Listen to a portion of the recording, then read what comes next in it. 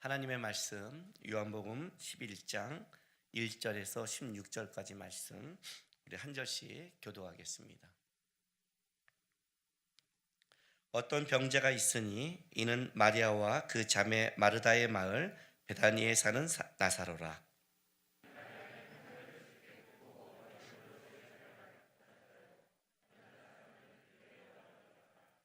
이에 그 누이들이 예수께 사람을 보내어 이르되 주여 보시옵소서, 사랑하시는 자가 병들었나이다 하니,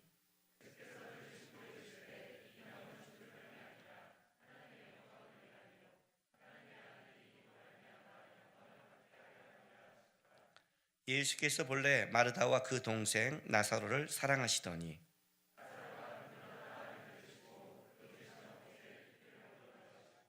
그 후에 제자들에게 이르시되 유대로 다시 가자 하시니,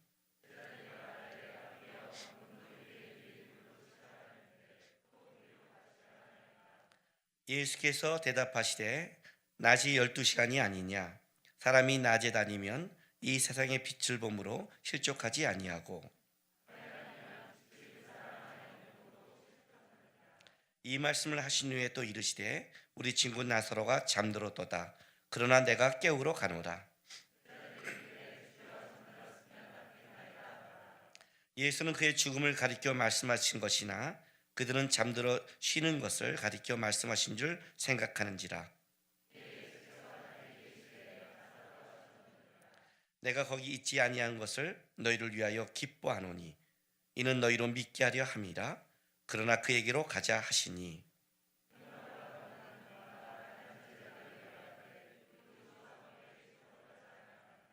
아멘. 요한복음 11장은 나사로를 살리신 장으로 굉장히 유명한 장입니다. 근데 우리가 이제 나사로를 예수님이 죽은 자를 살렸다, 여기에 기적과 이적에 초점을 맞지 마시고, 사실은 요한복음은 요한이 이 복음서를 쓸 때 7가지 표적을 씁니다. 그 7가지 표적의 제일 마지막 표적이 나사로의 살리심입니다. 그리고 이 나사로의 마지막 표적은 뭘로 이어지냐면, 이제 이 표적의 마지막 이 표적을 통해서 예수님의 죽으심과 부활로 이제 이어져 가는 겁니다. 그래서 요한복음 11장은 하나의 이적과 표적이 아니라 예수님의 오심과 죽으심, 부활하심에 대한 그 중간다리 역할을 하는 굉장히 중요한 메시지를 담고 있습니다. 이 나사로 사건은 예수님이 십자가를 지기 전 얼마 그 기간이 아주 짧은 기간에 그 전에 벌어집니다. 자, 요한복음 12장 12절 보면, 그 이튿날에는 명절에 온 큰 무리가 예수께서 예루살렘으로 오신다는 걸 듣고 종려나무 가지를 가지고 맞으러 나가 외치되, 이렇게, 그러니까 이 날이 뭐냐면 종려주일입니다. 종려주일인데 요한복음 12장 1절 한번 보세요. 6월절 엿새 전에 예수께서 베다니에 이르시니, 그럽니다. 6월절 엿새 전이면 예수님께서 돌아가시기 일주일 전이죠. 그러니까 이 요한복음 11장은 두 가지의 기록을 담고 있는데, 나사로의 살리심과 마리아가 예수님의 발 앞에 향유를 붓는 사건, 예수님의 장례를 준비한 사건, 두 가지를 기록하고 있는 겁니다. 그러면 지금 이 향유 붓는 사건이 일주일 전이라면 지금 이 베다니의 사건은 한 예수님이 종려주일에 입성하기 한 일주일 더 전 정도, 그 인근에 긴박하게 벌어진 사건입니다. 예수님의 공생애를 3년으로 잡았을 때 요한복음 1장에서 21장을 쓰는데 11장부터 21장 절반에 가까운 부분이 예수님이 돌아가시기 전 2주간의 기록에 집중하고 있는 겁니다. 집중하고 있는 거예요. 앞에 있는 그 3년의 공생애보다, 그 3년의 공생애의 가장 중요한 의미적인 것은 앞에 말한 그 6가지 사건을 가지고 요한은 1장부터 10장까지 기록해 가는 겁니다. 자, 요한복음 10장 22절. 예루살렘의 수전절에 이르러 때는 겨울이라 예수께서 성전한 솔로몬 행각에 거니시니라고 해서, 예수님께서 예루살렘 솔로몬 행각에서 너가 그리스도면 밝히라 해서 자기를 드러내고 나서 결론이 어떻게 돼요? 사람이 죽이려고 하니까 다시 거기를 쫓겨나시죠. 그리고 나서 40절, 10장 40절, 다시 요단강 저편 요한이 처음으로 세례 베풀던 곳에 가서 거기 거하시니라고 해서 다시 처음 요단강이 보라 세상죄를 지고 한 하나님의 어린 양이라고 선포한 그 지점으로 돌아가는 겁니다. 그러니까 3년 동안 그들에게 내가 누군지를 가르쳤는 것에 대한 결과가 뭐예요? 쫓겨남이죠. 그리고 나서 예수님이 세상 사람 유대인조차도 하나님의 뜻과 하나님을 받지 않는 것을 증명하시고 이제 본격적으로 그가 이 땅에 오신 그 사역을 감당하려고 시작한 게 11장부터의 본격적인 사건이죠. 그 사건의 앞부분을 다 제껴놓고 이제 뭐예요?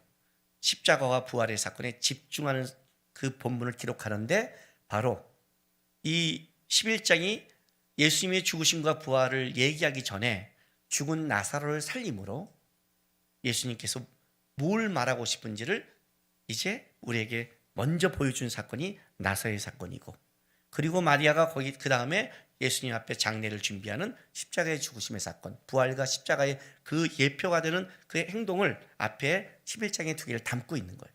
그러니까 11장은 굉장히 그 중요한 것을 우리에게 메시지를 전하고 있는 거죠. 그렇다면 예수님께서 이 땅에서 십자가 지고 부활하신 것이 오신 목적이고 하나님의 계획이라면, 하나님이 여기에 집중하고 있다면, 이제 이 나사로 사건은 하나님이 계획한 사건인데 오늘 예수님조차도 뭐라고 말씀하시냐면 4절에 이렇게 말하죠. 나사로가 죽게 되었다고 했을 때 이 병은 죽을 병이 아니라 하나님의 영광을 위함이요 하나님의 아들이 이로 말미암아 영광을 받게 하려 함이라 라고 말한 것은, 나사로가 병든 것은 나사로의 죄나 어떤 전염병의 문제가 아닌, 이것은 하나님의 영광을 나타내기 위한 준비된 사건이라는 거죠. 그렇죠? 그래서 하나님이 이걸 연출하고 끌어간다는 거예요. 하나님이 이걸 끌어가는 데 있어서 기존의 병을 낫게 하고 기존의 기적을 하는 방법과 좀 다르게 이걸 끌어가고 있는 겁니다. 오늘 이 사건, 특별히 이 나사로의 사건은 어떤 그 문제를 일으키냐면 예수님께서 이 나사로를 살리심으로 십자가의 죽음에 한 발자국 더 깊게 들어가는 겁니다. 그걸 아시고 하는 거예요. 왜냐하면 십자가에 죽으시기로 작정하고 오신 거니까. 요한복음 11장에 보면, 자 11장 45절 보세요. 이 나사로의 이 살리심의 사건이 45절에 마리아에게 와서 예수께서 하신 일을 본 많은 유대인들이 그를 믿었으나 이렇게 나가죠. 그러니까 일단은 많은 유대인들이 예수를 믿는 사건이 됐지만, 그러나 46절부터 48절까지는 뭘 증명하냐면, 자 46절, 그중에 어떤 자는 바리새인들에게 가서 예수께 하신 일을 알린지라 이에 대제사장들과 바리새인들이 공회를 모으고 이르되 이 사람이 많은 표적을 행하니 우리가 어떻게 하겠느냐. 만일 그를 이대로 두면 모든 사람이 그를 믿을 것이요 그리고 로마인들이 와서 우리 땅과 민족을 빼앗아가리라. 즉 기득권층 유대인들이 이 사건을 통해 위기감이 이제 급증하게 됩니다. 이제 놔두면 안 되겠다. 놔뒀다가는 이것이 만약 로마까지 들어간다면 어떤 반란으로 볼 수 있고 다시 회복으로 볼 수 있어서 치명적일 수 있다. 너무 이제 퍼져간다는 위기감을 고조합니다. 이 위기감의 고조가 누구를 끄집어내냐면 49절부터 53절 보면 그중 한 사람, 49절, 그중에 한 사람 그의 대제사장인 가야바가 그들에게 말하되 너희가 아무것도 알지 못하는도다. 한 사람이 백성을 위하여 죽어서 온 민족이 망하지 않게 되는 것이 너희에게 유익한 줄을 생각하지 아니하는도다 하였으니 라고 말하면서 대제사장 가야바가 직접 예수를 죽이는데 관여하게 만듭니다. 그것으로 말미암아 어떻게 돼요? 예수님은 십자가의 죽으심의 사건으로 깊게 들어가는 거죠. 그러니까 이 나사로를 살리는 사건은 예수님이 이제 십자가를 주기 위해서 부활해서 나사로의 살리심과 자기의 부활로 가는 생명에 관한 문제를, 분명히 부활에 대한 문제를 예수님이 드러냈지만 그 사이에 뭐가 있냐면 십자가라는 죽으심이 있는데 그 죽으심을 통과하는데 본격적으로 더 깊게 들어가는 거죠. 대제사장 가야바까지 관여하고 시작되는 겁니다. 그러니까 이 모든 것 십자가의 사건에서 주님께서 이걸 이제 끌어가는 사건이에요. 그 중에 누가 있느냐? 사랑하는 자 나사로라는 사람이 있는 겁니다. 오늘 본문을 어떻게 시작하냐면 본문을 이렇게 시작해요. 자 11장 1절 보세요. 어떤 병자가 있으니 라고 시작합니다. 꼭 누군지를 모르는 것처럼 그런데 알고 봤더니 이는 마리아와 그 자매 마르다의 마을 베다니에 사는 나사로다. 그래요. 나사로, 하나님이 도우셨다라는 뜻인데, 이름 뜻이. 이 누구야? 그랬더니 3절 봤더니 그의 그 누이들이 예수께 사람을 보내어 이르되 주여 보시옵소서, 사랑하는 자가 병들었나이다. 여기서 이 사랑이라는 단어는 필러의 2인칭 시제입니다. 여러분, 우리가 헬러어로 사랑이라는 뜻을 할 때 뭐 아가페가 있고 필레오가 있고 이렇게 많이 들어봤죠. 이거는 특별히 우정에 관한 건데, 그렇다면 나사로는 예수님과의 굉장히 친분을 갖고 있는 자입니다. 그런데 우리 이럴 때 있죠. 쟤 나랑 친해. 그런데 저쪽에서는 아니 별로 안 친해. 이런 경우 굉장히 많잖아요. 실제는. 그죠? 자기는 예수님의 사랑을 입었다고 생각하는데 사실은 아닐 수 있잖아요. 오늘 사건을 보면 그래요. 예수님이 안 가요. 그럴 수 있는데, 근데 사실은 5절에 보면 예수께 이 오해 때문에 예수께서 본래 마르다와 그 동생 나사로를 사랑하시더니 그래요. 여기는 아가페예요. 진짜 사랑하시더니. 그러니까 이거 진짜 사랑하는 자예요. 그렇다면 처음부터 예수님이 사랑하는 나사로라고 해도 되는데 어떻게 전개하냐면 드라마틱하게 어떤 병든 자 누구야? 이렇게 하는데 그 자가 누구야? 예수님이 사랑하는 자야 라를 지금 드러내고 싶은 거죠. 그 예수님이 사랑하는 자라면 그가 병들었으면 어떻게 해야 돼요, 여러분? 내가 사랑하는 사람이 아프거나 내가 사랑하는 사람이 그 어떤 위기를 맞아요. 그럼 어떻게 되죠? 사랑하는 사람이 없어요? 빨리 움직이죠. 근데 내가 싫어하는 사람이 도와줘야 돼. 어떻게 해요? 옷을 입었다가 벗었다가 가야 돼, 말아야 돼. 그냥 가! 뭐 이러잖아요. 그죠? 그러니까 이렇게 말한다면 그가 병들었다는 소식을 들으면 빨리 움직여야 되는데, 오늘 본문은 뭘 말하냐면 예수님이 평소에 하지 않는 행동을 하기 시작했습니다. 6절 나사로가 병들었다함을 들으시고 그 계신 곳에 이틀을 더 유하시고 그럽니다. 이틀을 더 유하시고. 병들었다함을 들었는데 안 가십니다. 사랑하는 자인데. 이 병은 죽을 병이 아니라 하나님의 영광을 위한다고 말합니다. 이 말이 이해가 되십니까? 그런데 죽습니다. 너무 빨리 우리는 결론을 알고 있는데 글로 가지 마시고, 우리가 지금 이 땅에 살아가고 있는 나사로라고 생각한다면 느낌이 좀 다릅니다. 만약에 마르다와 마리아가 이 얘기를 알았다면 실족하겠습니다. 낙심했을 거예요. 우리가 평소에 잘못한 게 있나? 예수님이 우리에게 섭섭했나? 그렇지 않겠어요? 이틀을 더 유했다는 것은 그 죽을 때까지 안 온다는 것은 거기에 그 마음이 있는 거잖아요. 나중에 예수님이 가셨을 때 주께서 여기 계셨더라면 이 말이라는 것은 사실 어떤 면에서 보면 왜 빨리 안 오셨어요? 라는 마음이 담겨 있는 거 아닙니까? 그렇죠. 죽을 병이 아니라 하나님의 영광이라면 우리는 희망을 갖는데 죽는 거예요. 그게 문제예요. 그리고 우리는 예수님이 오셔서 빨리 하는 게 축복이라고 생각하는데 오늘 뒤에 예수님은 내가 거기에 있지 않는 게 복이라고 말씀하시는 거예요. 야, 이럴 수가 있어? 예수님이 역사하지 않고 예수님이 함께 하시는 게 복일 수가 있는 거야? 이 본문은 좀 다른 걸 담고 있는 거예요. 느낌상. 예수님이 오히려 의도적으로 안 가시는 겁니다. 완전히 죽기까지 놔두는 거예요. 이해가 되세요? 어떤 때 우리 주님의 일하심의 방법은 우리가 이해하지 못하는 걸로 역사를 하는 겁니다. 어떤 때는 우리는 이렇게 하는 게 하나님의 뜻이라고 말하는 것을 완전히 죽여버리고 완전히 망해버리는 것이 오히려 하나님의 영광을 보는 그것이 지름길이라고 말할 때가 있다는 게 아멘할 수는 없지만 이게 우리를 좀 당황스럽게 만듭니다. 어쨌든 주님께서는 의도적으로 안 가십니다. 그러다가 7절 그 후에 제자들에게 이르시되 이대로 다시 가자 라고 말합니다. 그런데 이대로 다시 가자는 이것은 제자들에게도 썩 반가운 소식은 아닙니다. 왜냐하면 8절에 보면 제자들이 말하되 라삐여 방금도 유대인들이 돌로 치려 하는데 또 그리로 가시려 하나이까 라고 말합니다.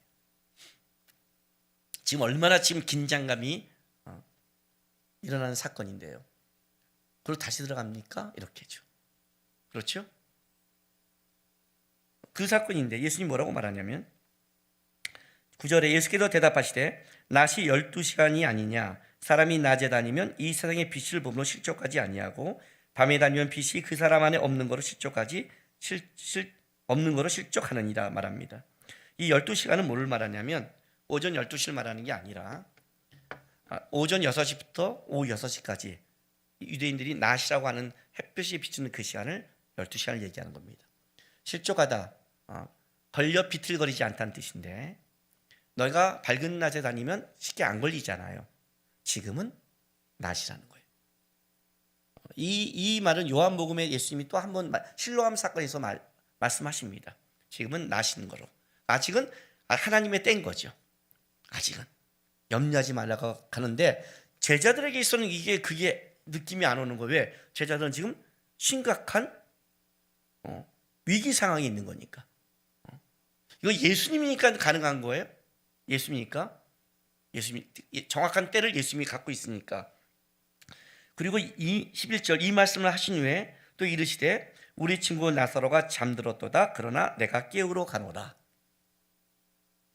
이렇게 말씀하셨더니 제자들이 어떻게 이해하냐면 잠들어 쉬는 걸로 이해하니까 14절에 이에 예수께서 밝게 이르시되 나사로가 죽었느니라 이렇게 말해요. 자, 잠들었다. 이거는 예수님 쪽에서 표현입니다. 그러니까 사람들이 잘못 알고 있으니까 죽었느니라고 말합니다. 이게 하나님의 시각과 우리의 갖고 있는 삶의 경황이 다른 거죠. 정황이 완전히 다른 거예요. 우리는 죽었는데 예수님 편에서는 아닙니다. 다른 말로 하면 이런 뜻을 갖고 있어요. 죽었다고 생각하지만 예수님이 죽었다고 말해야 주는 겁니다. 살았다고 생각하지만 예수님이 살았다고 말해야 사는 거예요. 이제 지나갔어, 살았어. 예수님이 아니? 그러면 아닌 거예요. 이제 끝났어. 아니? 그러면 끝난 게 아닌 거예요. 사는 거예요. 그 표현을 쓰는 거예요. 예수님 편에서는 죽은 게 아니에요. 우리 편에는 죽었지만 예수님께서 그것이 살리려고 작정했기 때문에 그건 잠들었다는 거예요.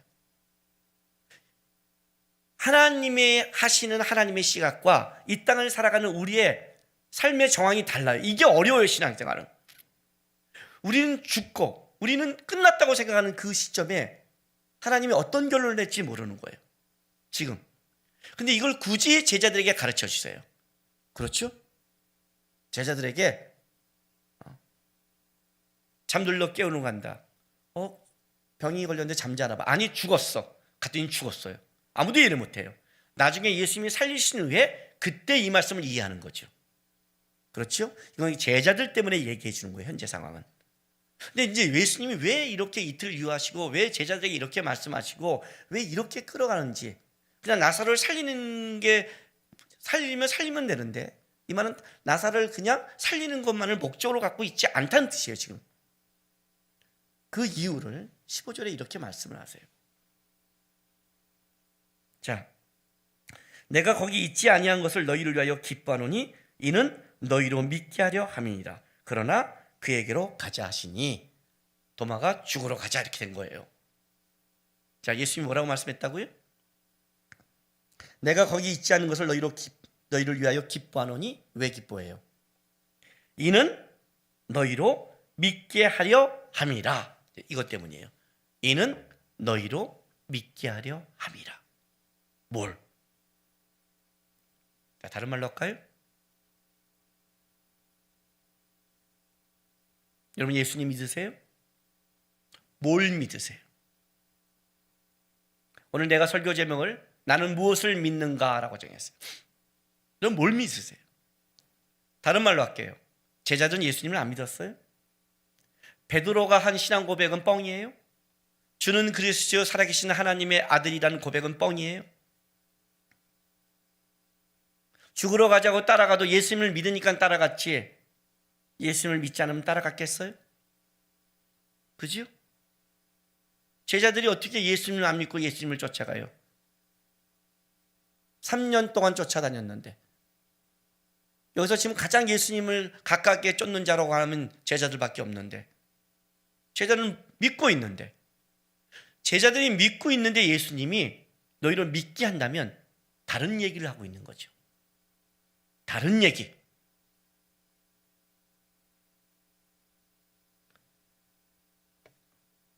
예수님이 뭘 믿게 하고 싶을까요?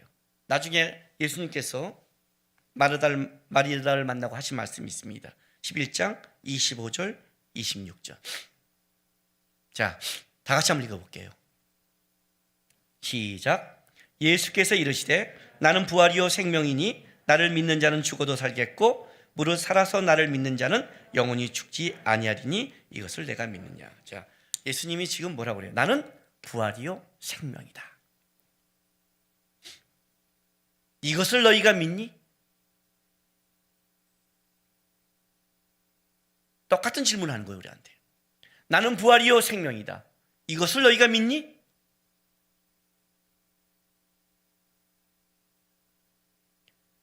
(99세) 된 아브라함에게 하나님이 나타나십니다. 1년이 지나면 이삭이 너에게 아들을 줄 것이다 라고 말합니다. 사라가 장막대에서 웃습니다.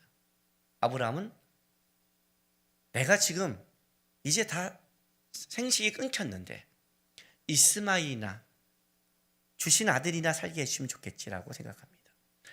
아브라함은 분명히 하나님을 믿었고 그의 인생을 24년을 따라다녔습니다. 근데 여전히 아브라함은 어떤 걸 못 믿냐면 하나님이 생명이요, 하나님이 생명의 주인 되신 것을 그는 믿지 않고 있습니다. 나는 몸이 죽었는데, 나는 이제 애를 낳을 수 없는 몸인데 여기서 어떻게? 라고 말합니다. 이삭의 사건은 단순하게 100세 때 아들을 준 사건이 아니라 아브라함에게 우리 하나님이 어떤 하나님을 알게 하셨습니다. 그는 생명의 주관자구나. 그는 생명을 왔다 갔다 할 수 있는 분이구나. 죽었던 몸에서 생명을 심을 수 있는 분이 그분이구나. 이 사건으로 말미암아 아브라함의 믿음이 자라면서 아브라함은 하나님께서 이삭을 바치라 할 때 기꺼이 이삭을 데리고 갈 수 있었습니다. 하나님이 살리려고 마음먹으면 내가 죽여도 살리는 거고, 하나님이 죽이려고 마음먹으면 내가 살려도 죽는다는 걸 아브라함은 깨닫습니다. 나는 부활이요 생명이니 이것을 믿느냐? 제자들에게 지금 가르쳐주시면 예수님이 그들에게 갖춘 신앙이 뭐냐면 예수님이 그냥 메시아다, 왕이다, 너희를 회복한다, 너희 기적을 일으켰다, 자연도 잠재운다, 이런 걸 넘어서서 나는 죽음도 어쩌지 못하는 생명의 주인이고 나는 부활의 주인이라는 걸 말하고 싶은 겁니다. 이걸 가르쳐주기 위해서 어떻게 돼요? 일부러 더 유하신 겁니다. 믿게 하는 거예요. 진짜 우리는 예수를 믿고 살아가고 있을까요? 마태복음 24장을 보겠습니다.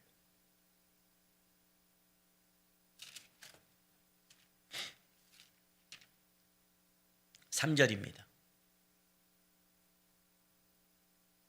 마태복음 24장 3절부터 제가 읽겠습니다. 예수께서 감난산 위에 앉으셨을 때 제자들이 조용히 와서 이르되 우리에게 이르소서 어느 때 이런 일이 있겠사오며 또 주의 임하심과 세상 끝때는 무슨 징조가 있사오리이까. 예수께서 대답하여 이르시되 너희가 사람의 미혹을 받지 않도록 주의하라. 많은 사람이 내 이름으로 와서 이르되 나는 그리스도라 하여 많은 사람을 미혹하리라. 난리와 난리의 소문을 듣겠으나 너희는 삼가 두려워하지 말라. 이런 일이 있어야 돼 아직 끝은 아니니라. 민족이 민족을, 나라가 나라를 대적하여 일어나겠고 곳곳에 기근과 지진이 있으리라. 이 모든 것은 재난의 시작이니라. 자, 여러분 이걸 믿습니까? 여러분 이걸 믿습니까? 이걸 믿는 사람들이 왜 이렇게 떨고 있습니까? 성경이 벌써 미리 다 얘기했지 않았습니까? 신앙생활을 한다는 것은 벌써 우리는 이걸 준비해야 된다는 거 아니에요?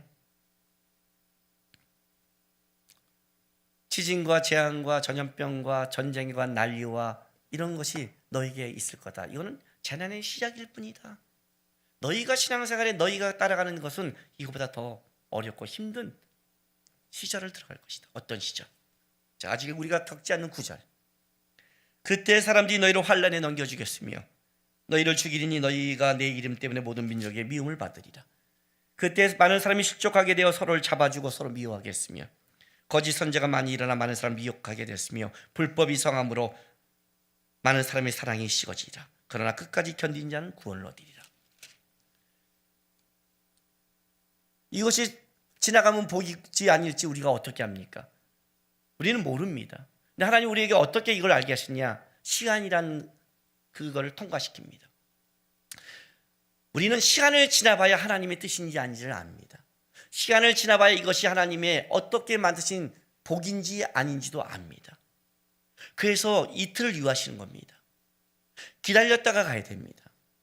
곧장 가서 살릴 수 있는데 그렇게 해서는 제자들이 이것이 어떤 건지를 모릅니다. 예수님이 어떤 분인지를 깨닫지 못합니다. 제자들 때문에 그러는 겁니다. 그 시간을 지나고 다 죽었다고 생각한 그 시간 속에 예수가 가서 나는 부활이요 생명이니 그걸 지나야 진짜 예수님이 부활이요 생명인 걸 그가 알게 되는 거예요. 알게 되는 거예요. 신앙생활이라는 것은 하나님이 주는 우리의 시간 속에 주님을 그거를 겪어가며 따라가는 겁니다. 연단이란 경험하다는 뜻이 있다고 그러지 않습니까? 경험하는 거예요. 그래서 하나님 우리에게 그런 시간을 지나가게 하십니다. 그 시간 속에 우리가 할 거는 뭐냐면 두려움에 떠는 게 아니라 성경에 말씀하신 바와 같이 재난의 시작이고 이런 일이 앞으로 수없이 있기 때문에 너희는 뭘 한다? 세상 끝날까지 함께하는 주님을 바라봐야 되는 겁니다. 진짜 예수를 믿습니까? 나는 무엇을 믿고 있는가요, 지금? 나는 무엇을 바라보고 있는가? 말씀이 없으니까 미혹하잖아요. 주님이 어떤 분인지 모르니까 떨고 있잖아요. 그동안 얼마나 내가 말씀이 없는지 더 이상 예배를 못 드리게 한 상황이 왔을 때 나는 그동안에 내가 말씀과 그동안에 하나님을 붙잡은 것 같고 나는 주님을 바라보고 따라갈 수 있는 실력이 있습니까? 아프리카에서 메뚜기 떼가 발명했답니다. 일어났답니다. 서울의 6배 많은 면적을 갖고 지금 중동을 거쳐 올라온답니다. 중국 남부에 곡창지를 올까 봐 떨고 있습니다. 하루에 3만 5천 명의 사람의 거를 먹는답니다. 첫째 기근과 재앙입니다. 요한계시록을 볼 때 저는 청년 때 이해가 되지 않았습니다. 땅의 3분의 1이 바다의 3분의 1이 하늘의 3분의 1이 그거에 대한 이미지가 없었습니다. 지금은 너무나 그냥 현실적으로 다가옵니다. 호주의 불 때문에 남극이 영상 20도로 올라가기 시작했습니다. 메뚜기 떼가 날라옵니다. 하늘의 3분의 1이 땅의 3분의 1이 바다의 3분의 1이 이거는 그냥 지금 우리가 느끼는 시대가 옵니다. 첫째의 기근과 재앙 성경은 얘기하고 있고 앞으로 더 어려운 시대가 올 거라고 얘기합니다. 아모스에 뭐라고 말하면 이 백성이 지식이 없어 망한답니다. 하나님의 말씀이 없으면 미혹당할 거고 두려움에 떨고 무너질 겁니다. 믿음이 없으면 무너진다는 겁니다. 성경은 환난을 얘기합니다. 그리고 하나님의 함께함도 얘기합니다. 그런데 그 하나님의 함께함을 믿는 것은 믿음이 없으면 보지 못합니다. 예수님께서 제자들에게 그분은 십자가를 지고 부활을 완성시킬 거지만 제자들에게 갖추고 싶은 게 있습니다. 나를 따라오고 내가 이적을 일으키는 그 정도의 주님이 아니라 내가 부활과 생명의 주님을 너에게 믿게 하려고, 알게 하려고 내가 나사로의 죽음을 머물렀다. 나는 무엇을 믿는가를 점검해 주십시오. 나는 진짜 예수를 믿는가? 입술로 하지 말고. 그러면 그 예수가 말하는 게 무엇인가를 생각하셔야죠. 나는 지금 뭘 믿고 있고 내가 믿는 게 진짜 무엇이고 나는 그 믿음 안에 살고 있는 것인가? 그게 아니면 이 기간을 통해 다시 하나님이 우리에게 은혜의 시간을 준다면 하나님 이 기간 시간을 통해 나는 부활이요 생명이신 그 예수를 더 깊고 넓게 믿는 믿음 안에 들어가겠습니다. 고백하시면서 이 기간 하나님이 원하시는 믿음의 분량까지 자라는 여러분 되시기를 주님의 이름으로 부탁합니다. 시간 다짐의 기도하겠습니다. 조용히 묵상으로 하겠습니다.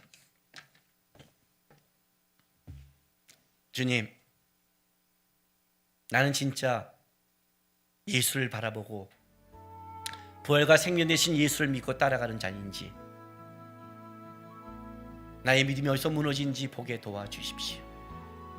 그리고 어떤 시대가 올지는 모르겠지만 세상 끝날까지 함께 하신다는 부활과 생명 되신 주님 바라보면서 내 힘으로 안 되지만 주님의 은혜면 감당할 수 있다고 봅니다. 주님 바라보며 내 인생길을 걸어가게 도와달라고, 하나님 함께 해달라고 시간 다 같이 주 앞에 다짐하며 묵상하며 나가겠습니다. 기도하겠습니다.